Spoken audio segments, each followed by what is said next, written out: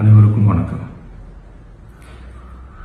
என் லைஃப்பில் இந்த மாதிரி ஒரு பெயின்ஃபுல்லான ஒரு சுச்சுவேஷனை நான் ஃபேஸ் பண்ணதே கிடையாது.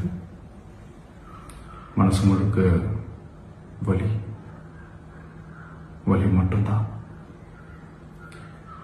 இந்த சுற்றுப்பயணத்தில் என்னென்ன மக்கள் பார்க்க வராங்க, அதுக்கு ஒரே ஒரு காரணம் தான், அவங்க என் மேலே வச்சிருக்கிற அன்பும் பாசம். அந்த அன்புக்கும் பாசத்துக்கும் நான் எப்பவும் கடமைப்பட்டிருக்கிறேன். அதனால தான் இந்த சுற்றுப்பயணத்தில் மற்ற எல்லா விஷயங்களையும் தாண்டி மக்களுடைய சேஃப்டி, அதில் எந்த காம்ப்ரமைஸும் பண்ணிடக்கூடாதுன்றதுக்காக தான் அது என் மனசில் ரொம்ப ஆழமாக இருக்கும் அந்த எண்ணம்.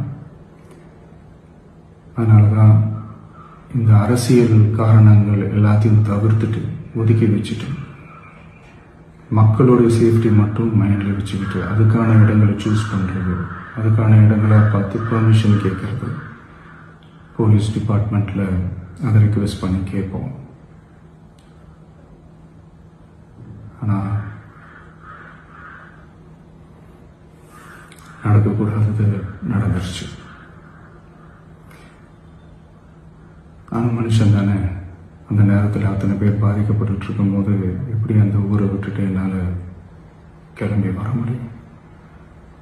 நான் திரும்ப அங்கே போகணும்னு இருந்துச்சுன்னா அதை ஒரு காரணம் காட்டி அங்கே வேறு சில பதட்டமான சுச்சுவேஷன்ஸ், வேறு சில அசம்பாவிதங்கள், அந்த மாதிரி எதுவும் நடந்துடக்கூடாதுன்றதுக்காக தான் நாங்கள் அவாய்ட் பண்ணோம்.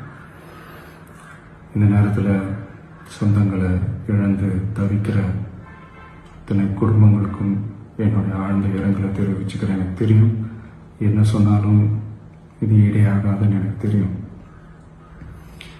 ஹாஸ்பிட்டலில் ட்ரீட் பண்ணிகிட்ருக்கிற எல்லாருமே சீக்கிரமாக க்யூர் ஆகி வரணுன்றதை இந்த நேரத்தில் நான் வேண்டிக்கிறேன். கூடிய சீக்கிரமே உங்கள் எல்லாரையும் நான் சந்திக்கிறேன். இந்த நேரத்தில் எங்களுடைய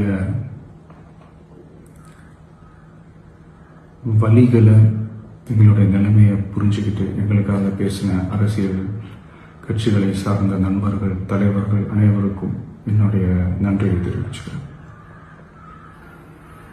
கிட்டத்தட்ட ஒரு 5 மாவட்டத்துக்கு பிரச்சாரத்துக்கு போனோம். இந்த மாதிரி எதுவுமே நடக்கல. ஆனால் கரூரில் மட்டும் ஏன் எப்படி நடக்குது, எப்படி நடக்குது?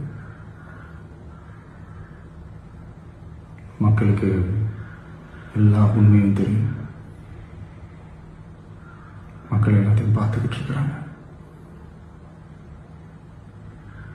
கரூரை சேர்ந்த அந்த மக்கள் அந்த உண்மையெல்லாம் வெளியில் சொல்லும்போது எனக்கு கடவுளே நேரில் வந்து இறங்கி அந்த உண்மைகள்லாம் சொல்கிற மாதிரி எனக்கு தோணுச்சு. சீக்கிரமே எல்லா உண்மைகளும் வெளியில் வரும்.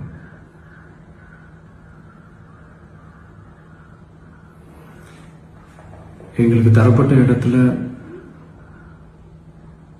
நாங்கள் போய் அந்த ஸ்பாட்டில் நின்று நாங்கள் பேசிட்டு வந்தோம். அதை தாண்டி எந்த தவறும் எங்கள் சைடில் நாங்கள் எதுவுமே செய்யலை. பட் இருந்தாலும் எங்கள் கட்சியை சேர்ந்த நிர்வாகிகள், தோழர்கள் மேலே எஃப்ஐஆர், அது மட்டும் இல்லை சோஷியல் மீடியாவை சேர்ந்த நண்பர்கள், தோழர்கள், அவங்க மேலே எஃப்ஐஆர்லாம் போட்டு இப்போ பிடிச்சிக்கிட்டு இருக்கிறாங்க.